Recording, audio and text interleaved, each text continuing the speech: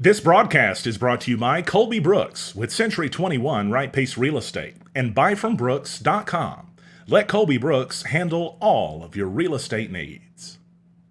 Thanks for joining us on NEA Report, where tonight we're telling you about a story that nobody else has reported on yet, because it happened today. A grocery delivery scam that we stumbled across where $60 worth of items were taken. It was a $160 order. So we're talking about 30 to 40% of the stuff ended up going home with the grocery delivery driver instead of the customer. And we noticed a pattern in this, which makes you ask the question, why? Why did we notice this pattern? Why did we get this story first? Well, because it happened to this reporter, me. And we're going to tell you all about this stuff. Probably the worst victim he could have picked. Right now on NEA Report.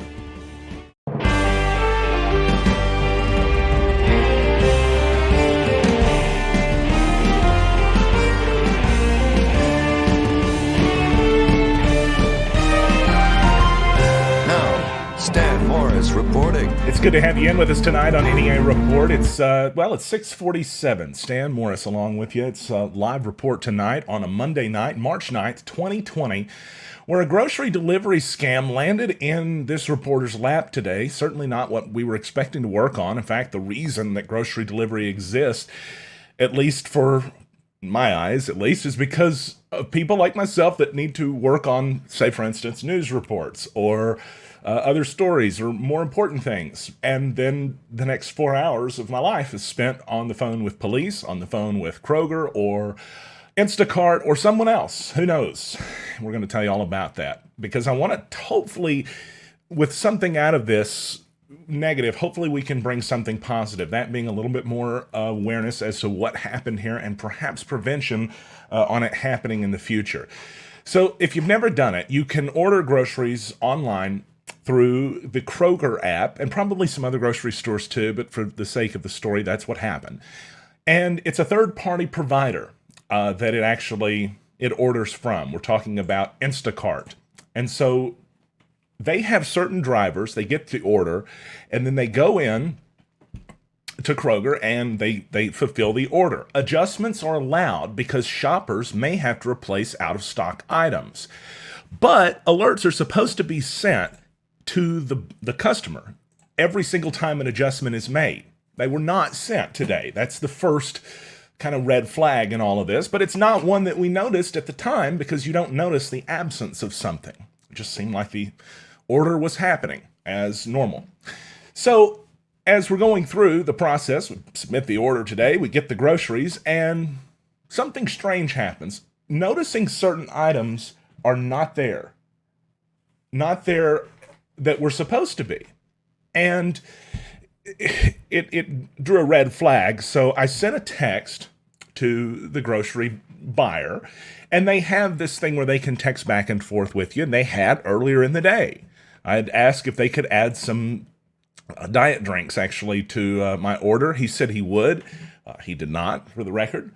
And so as I get everything, it was just seeming like one or two things were missing, and I barely noticed it. And I go online to look and see if I had indeed ordered the things that I remembered adding to my cart. A certain bag of chips, for example. A few other things. Cat food was one of the main things because I have a 34-pound cat, as anybody that follows me knows. He has to be fed. So I get online, I'm looking at the items that I purchased or that I paid for, and a bag of candy that's $11 appears, which tips me off because at the moment I'm halfway trying to eat healthy. I'm not perfect, trust me, in a lot of ways. But at least as far as the food goes, salads, tofu, that was what was on the menu. A little bit of baked chicken. So I noticed this bag of candy, and that's when I sent a text, hey, folks, I'm asking, sir, I think I said bro was the exact word. Did you buy yourself a bag of candy? No response, by the way, to that or to the next two texts. After that, I gave up. No point. But that was the first thing that I had noticed wrong. I obviously knew that something was amiss and I wasn't too happy about it. In my anger, I forgot to go back and check the ticket until after I settled down a little bit and realized it wasn't just a bag of candy. It was $60.18 worth of items that were bought and never delivered. Now, I've used this service honestly, for the past year, it feels like. I've ordered twice a month and never had an issue. They're always the nicest people. And Kroger pledged to deal with this and to make it right, which I fully believe they will. But we'll get to that in a minute. Because I'm not trying to dog the people out there that do this stuff and do it legitimately. I know there's some people in chat that probably want me to make that clear, and I will. This is a very valuable service, especially to people that can't necessarily take an hour and a half to 2 hours to go grocery shopping. Of course, I wish I would have today, because 4 hours later, I was still working on this. So, as I go through the items, I want to show you some of the stuff on this order. It was a $160 order. So it's tough to notice, say, $60 worth of stuff out of whack on there, at least when you get it in your hand. But once you sit down and look at the ticket, you start to notice things are missing and things are added in its place. That's where things became more suspicious in this. So check this out. This was the first pattern that I noticed in this mess. You can see there's a bag of Tyson chicken fries, legitimate purchase, one bag. It's the stuff next to it that was not legit. 2 different bags, actually 4, of Tyson chicken added to it. What would happen is items that I purchased would have the illegitimate items added next to it. Say, for instance, here's another example. The General Tso's chicken breast up at the top, that was a legit purchase. Right below it, he picked up orange chicken for himself. By the way, I got neither of them. He kept both of them. He went to the dairy aisle to get the Just Crack an Egg, the Ora-Ida ingenious invention.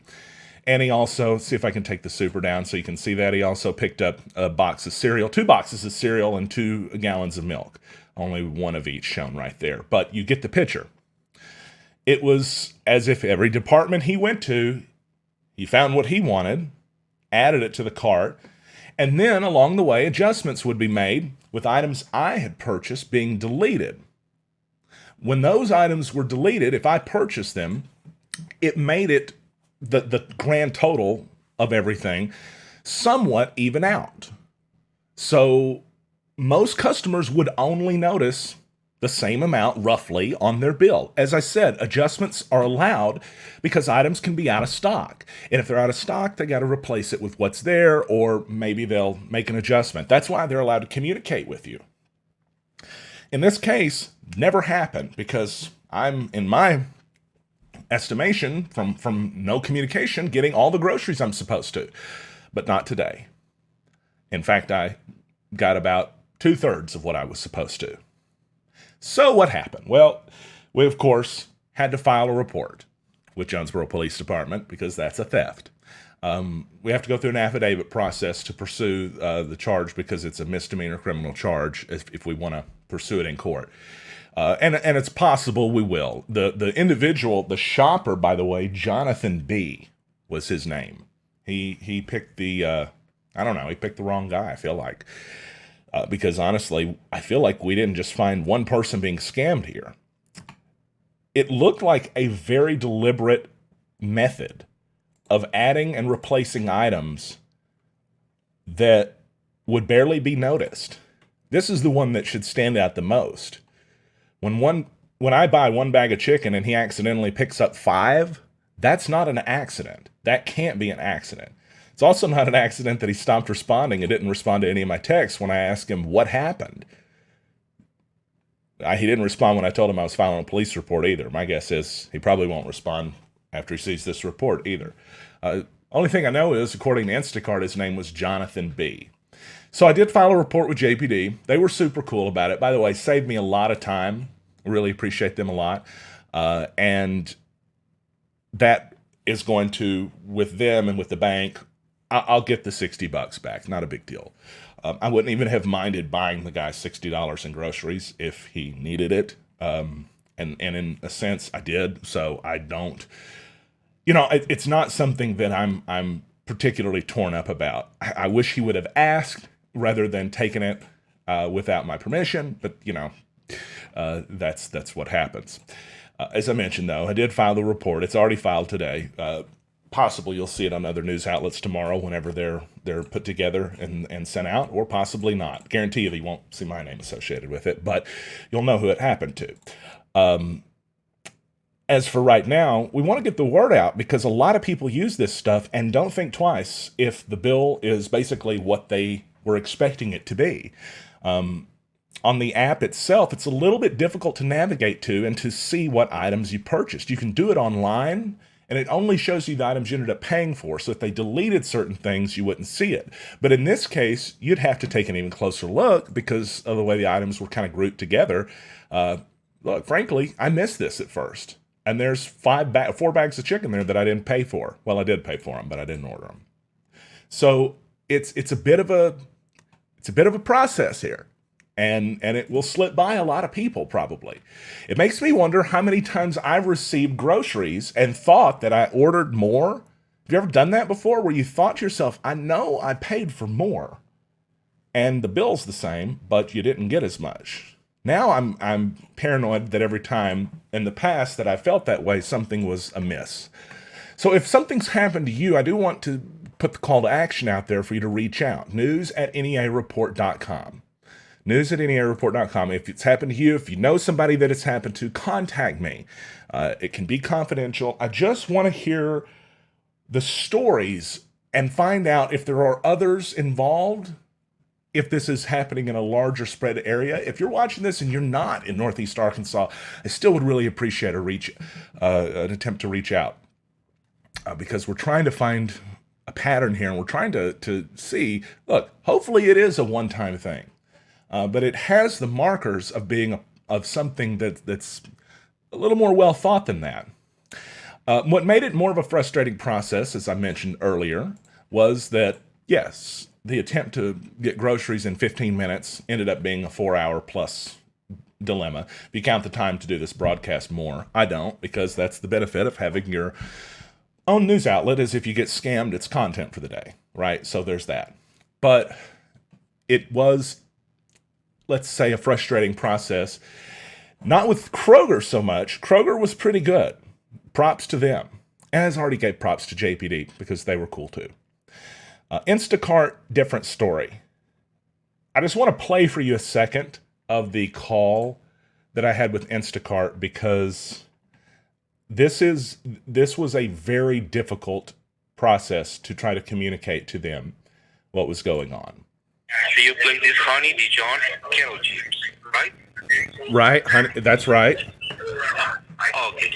And right now, I'm just looking that you're going to get charged for one. I didn't receive any of them. Any of those. Okay. So, well, in this case, what I can do for you, I don't know, you have a list that the missing items that you received? Yes, I do. Okay. Can you please just provide me the items that you didn't get in order to give you a resolution right now? Yes, sir. So I'll run through those. Thank you. I'll be happy to run through those. It's first, there was innovative orange chicken breast. Let me verify here. Can you please repeat it? I'm kind of losing you. Yeah, sorry. It's innovative orange chicken breast. Innovation. Okay, let me find out. Innovation orange chicken breast.